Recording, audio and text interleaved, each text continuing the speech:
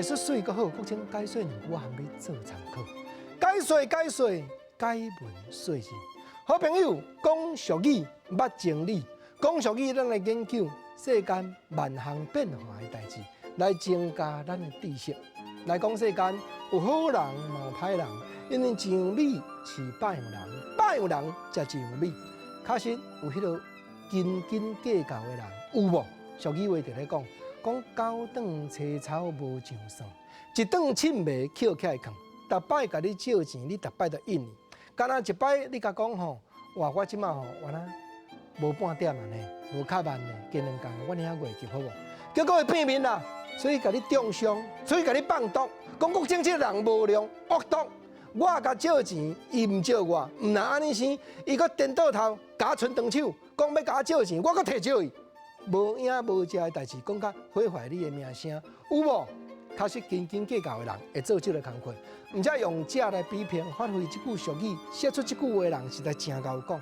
九顿切草无上算，你对伊好的拢无准算哦。一顿凊糜，伊来到恁兜吼，你甲讲今日吼无在条，请你去餐厅啦。我就原来简单咧食昨的凊糜，无咱做伙食，伊甲你捡起来扛，甲你斤斤计较，佮甲你中伤，甲你损害你的名誉。啊，当然，当着这个代志，俗语原来就咧甲咱教讲吼。你毋通人要甲你吞食，你真正互吞落呢？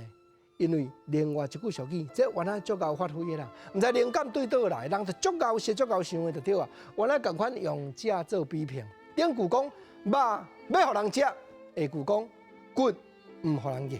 啊，这有影？你讲吼，你安尼甲我欺负，我肉互你食无要紧啦。你甲我夹，我安那吞忍啦。你袂当连骨头都要甲我压开创呢？吼！当然啦，肉若互食，迄就已经半条命去啊啦。骨互价，迄吼已经无在条甲人计较啊，已经吼魂归离魂天啊，就对啦。当然，即句俗语话就是咧比较，伫咧比拼，伫咧描写讲，做人若当着软土深不的人，你千万，你当吞忍一摆，你袂使吞忍第2摆。搁来第3句，哇，这原来足够描写。咱咧讲软土深骨。伊要甲你骨，你要互骨无？第3句的俗语，较早的人咬舌。伊讲软土拍久嘛会定，日头安尼一日伫咧拍，本来你要甲我骨，我骨就骨，因为我软嘛。